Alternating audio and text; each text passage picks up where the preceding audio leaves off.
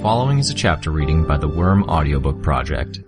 Please support the original author at parahumans.wordpress.com. Thank you and enjoy.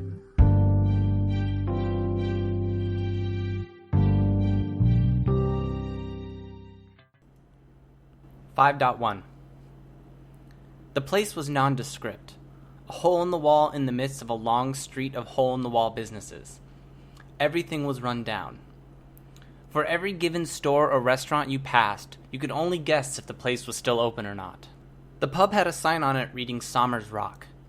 There were iron bars on the windows and the curtains were drawn, but it would have been more unusual if that wasn't the case.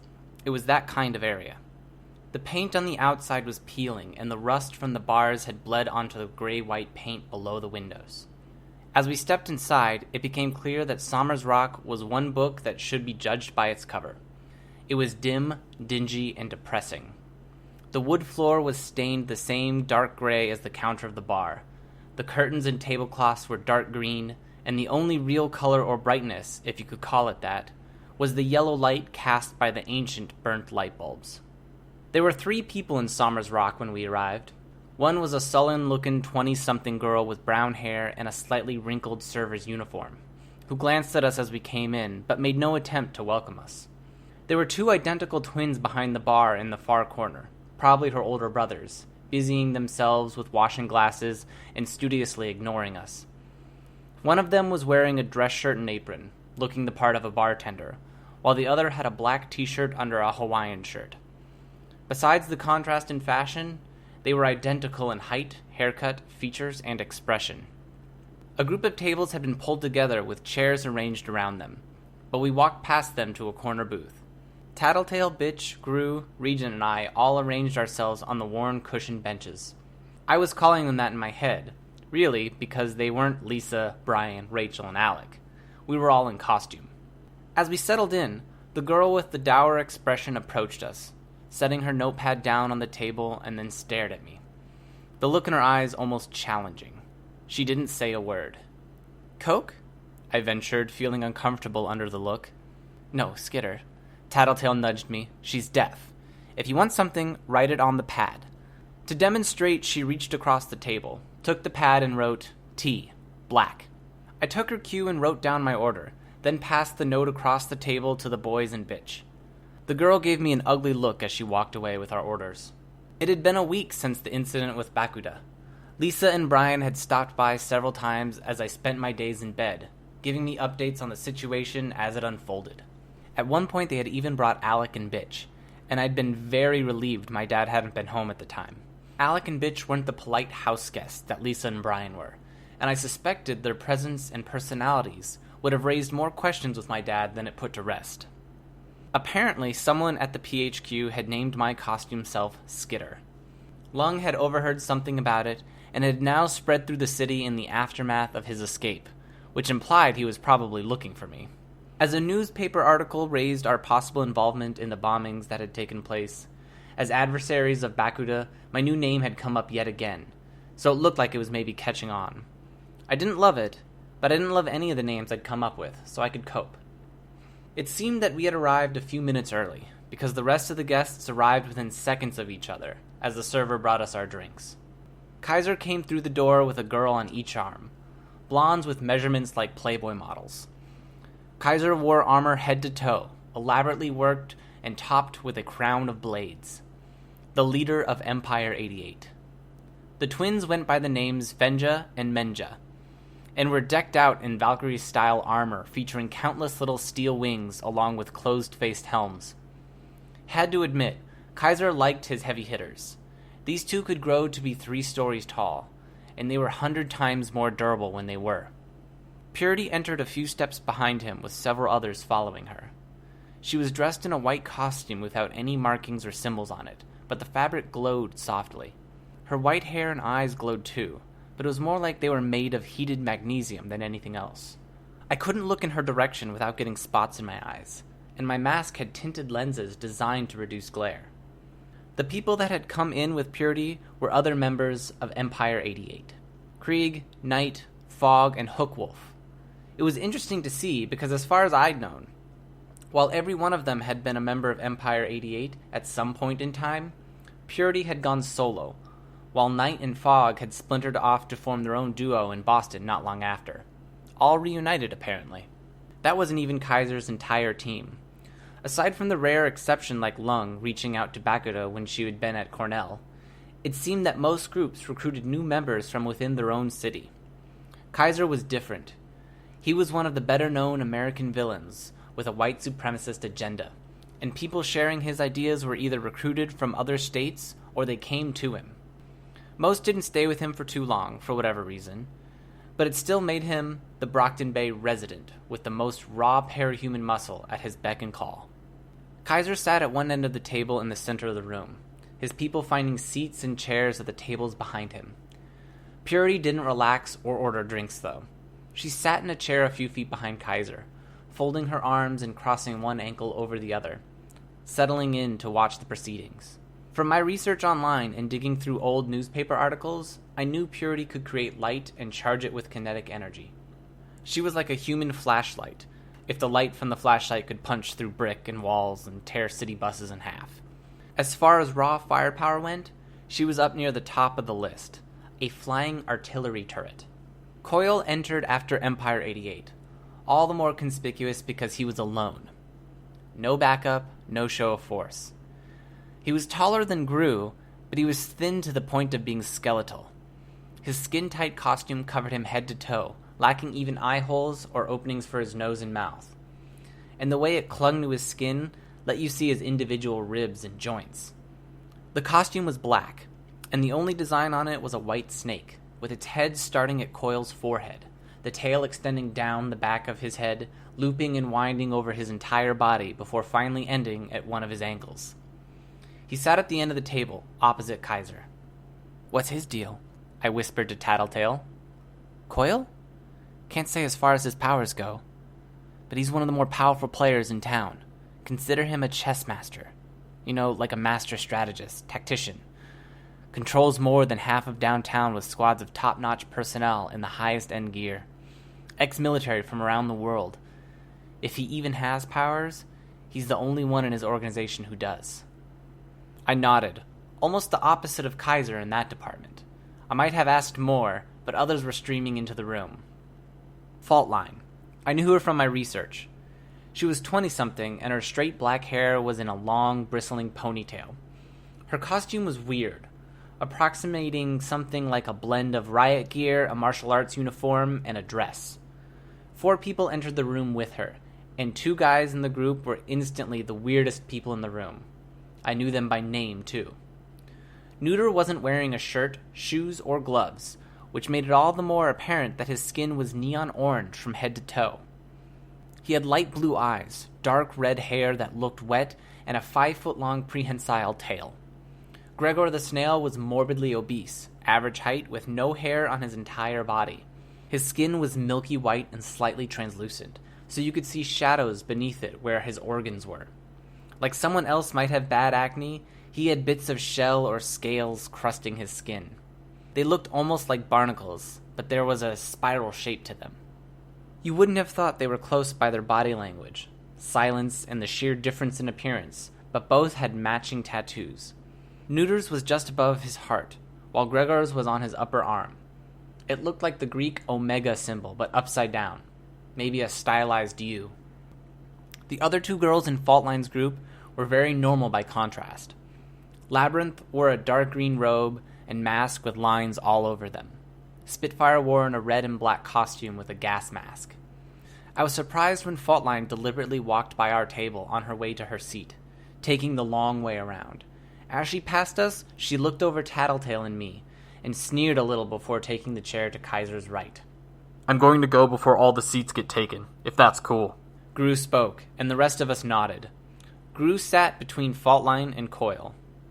"What was that with Faultline and you?" I murmured to Tattletale. "History?" "Nothing important," she replied. Regent leaning forward. "She and Tattletale have been feuding a little.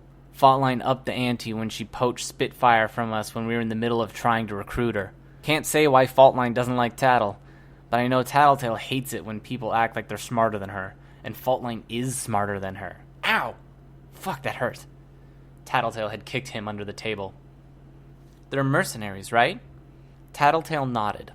Faultline's crew does anything short of murder. You can say her personality sucks. You can say her powers suck. But I'll admit she's very good at finding hidden strengths in people that work for her. See those two guys? When it came to powers, they got a bad roll of the dice. Became freaks that couldn't hope to pass in normal society. Wound up homeless or living in the sewers. There's a story behind it, but they became a team, she made them effective, and they've only messed up 1 or 2 jobs so far. Gotcha, I said. Impressive. Keep in mind, though, we haven't screwed up any. We're 100%. They've done something like 3 times as many jobs as us, Regent pointed out. But we haven't failed any jobs is the important thing, Tattletale stressed. Another group arrived, and it was like you could see a wave of distaste wash over the faces in the room. I'd seen reference on the web and news articles about these guys, but they weren't the sort you took pictures of. Skidmark, Moist, Squealer, 2 guys and a girl, the lot of them proving that capes weren't necessarily attractive, successful, or immune to the influences of substance abuse. Hardcore addicts and dealers who happened to have superpowers. Skidmark wore a mask that covered the top half of his face. The lower half was dark-skinned, with badly chapped lips and teeth that looked more like shelled pistachio nuts than anything else. He stepped up to the table and reached for a chair. Before he could move it, though, Kaiser kicked the chair out of reach, sending it toppling onto its side, sliding across the floor. The fuck? Skidmark snarled. You can sit in a booth, Kaiser spoke, even though his voice was completely calm, like he was talking to a stranger about the weather. It felt threatening. This is because I'm black, huh? That's what you're all about, yeah? Still calm, Kaiser replied. You can sit in a booth because you and your team are pathetic, deranged losers that aren't worth talking to. The people at this table, I don't like them, but I'll listen to them. That isn't the case with you. Fuck you. What about this guy? Skidmark pointed at Gru. I don't even know his name, and he's sitting. Faultline answered him. His team hit Brockton Bay's Central Bank a week ago. They've gone up against Lung several times in the past, and they're still here, which is better than most. Not even counting the events of a week ago, he knows about the ABB, and he can share the information with the rest of us. She gave Gru a look that made it clear that he didn't have a choice if he wanted to sit at the table. He dipped his head in the smallest of nods in response. We discussed things beforehand and agreed on what details we'd share. What have you done that's worth a seat at this table? She asked Skidmark. We hold terror. You hold nothing, Gru answered, raising his voice, his powers warping it. You're cowards that hold on to the same areas nobody else cares about, making drugs and selling them to children. We sell to everybody, not just... Find a booth, Gru's echoing voice interrupted him. Skidmark gave him a look, then looked at the others sitting around the table. All still, every set of eyes he could see behind the mask was staring him down. Assholes. Puckered, juicy assholes. All of you. Skidmark snarled, stomping off to the booth where his teammates already sat. The serving girl picked up the fallen chair and restored it to its position at the table, not meeting anyone's eyes as she walked up to the table where Kaiser's people sat, put down her notepad and waited for everyone to write down their orders. It struck me just why the pub had a deaf waitress. I'll be taking a chair, I think. Someone spoke from the door. Most heads turned to check out the male figure in a black costume with a red mask and top hat. It gave me a sort of Baron Samedi vibe. His teammates followed him into the room, all in matching costumes of red and black, different only in design. A girl with a sun motif, a guy with bulky armor and a square mask, and a creature so large it had to crawl on its hands and knees to get through the door. It was hard to describe, approximating something like a 4-armed, hairless gorilla with a vest, mask, and leggings in the red and black style its team was wearing. 6-inch claws tipped each of its fingers and toes. The travelers, yes? Coyle spoke, his voice smooth. You're not local. You could call us nomadic. What was happening here was too interesting to pass up, so I decided we'd stop by for a visit. The guy with the top hat pulled off the first really formal bow I'd seen in my life. I go by Trickster. You know the rules here? Gru asked Trickster. We've been to similar places. I can guess. No fighting, no powers, no trying to bait others into causing trouble, or everyone else in the room puts aside all of the grievances to put you down. Close enough. It's important to have neutral ground to meet, have civilized discussion. I won't argue that. Please, continue as if I wasn't here. When Trickster took a chair and put his feet up on the table, nobody complained, though Skidmark looked like he wanted to kill someone. The rest of the travelers settled in a booth not far from us. The gorilla thing sat on the floor, and it was still large enough to be at eye level with its teammates. Coyle dipped his head in a nod and steepled his fingers. When he spoke, his voice was smooth. That should be everyone. Seems Lung won't be coming, though I doubt any of us are surprised, given the subject of tonight's discussion. The ABB, Kaiser replied. 35 individuals confirmed dead and over 100 hospitalized in the past week. Armed presence on the streets. Ongoing exchanges of gunfire between ABB members and the combined forces of the police and military. They have raided our businesses and bombed places where they think we might operate. They have seized our territories, and there's no indication they intend to stop anytime soon. Coyle clarified the situation for all present. It is inconvenient, Kaiser spoke. They're being reckless, Faultline said. She made it sound like it was a crime on par with killing kittens. Coyle nodded. Which is the real concern. The ABB can't sustain this. Something will give. They will self-destruct sooner or later, and they will likely cease to be an issue. Had things played out differently, we could look at this as a good thing. Our problem is the actions of the ABB are drawing attention to our fair city. Homeland Security and the military forces are establishing a temporary presence to assist in maintaining order. Heroes are flocking to the city to support the Protectorate in regaining control of matters. It is making business difficult. Bakuda is at the center of this. Gru joined the dialogue. Lung may be the leader, but everything hinges on the girl. She recruited by orchestrating raids on people's homes while they slept, subduing them, and implanting bombs in their heads. She then used those bombs to coerce her victims into kidnapping more. No less than 300 in total now. Every single one of her soldiers knows that if they don't obey, Bakuda can detonate the bombs. All of them are willing to put their lives on the line, because the alternatives are either certain death or watching their loved ones die for their failure. Taking her down is our ultimate goal, but she's rigged her bombs to go off the second her heart stops, so it's a little more complicated than a simple assassination. He reached into the darkness that shrouded his chest and withdrew a package. She videotaped the ambush she pulled on my group a week ago and left it behind when she ran. I've made copies. Maybe you'll find it useful for getting a better understanding of her. Gru handed a burned CD to everyone at the table. This was our show of strength. The video showed everything from the point Bakuda had liquefied Park Ji-ho to the second bomb she had set off in her ranks. As the second bomb had gone off in the midst of Bakuda's group, the camera had dropped briefly, recorded the sound of guns going off and everything being darkened by Gru's power, but it didn't show us running. It didn't reveal our weaknesses, how lucky we'd been to get away, or how bad our circumstances had really been. It did let everyone know what we'd been up against, let them know that we'd come out fine and had been able to attend this meeting. That would do as much for our reputation as anything else.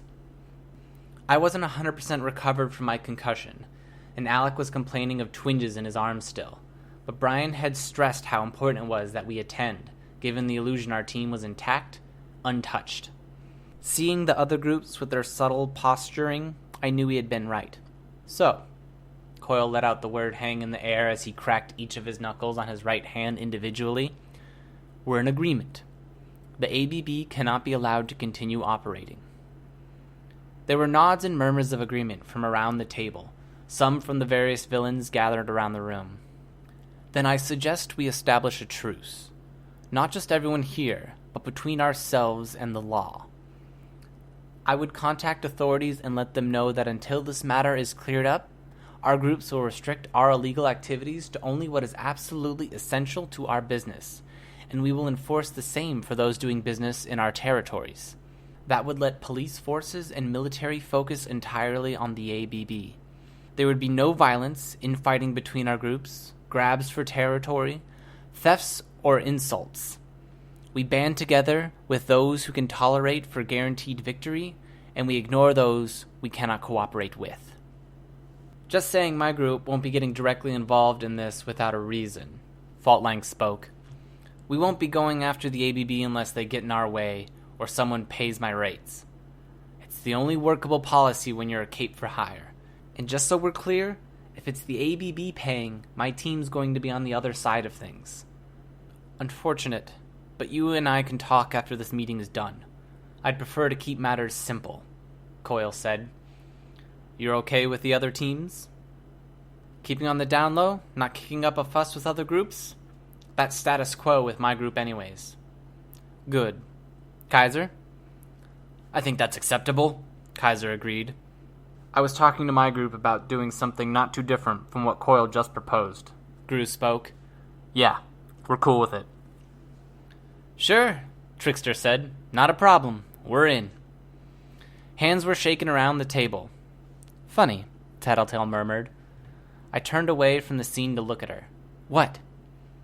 Aside from Gru and maybe Faultline, everyone's already plotting how they can use the situation to their advantage, or fuck over the others. I turned back to the scene, the villains sitting around the table. It dawned on me just how much sheer destructive potential was gathered in the room. This could get complicated. Hi, this is Snagger. You just finished listening to a chapter from Arc 5, Hive, from the web serial Worm by Wildbow. This production is brought to you by the Worm Audiobook Project. If you'd like to know more about us or to volunteer your own services, please check us out at audioworm.rein-online.org. You can download or listen to every chapter directly from our site, or you can find us on iTunes or any podcast app under Worm Audiobook. Thanks for listening.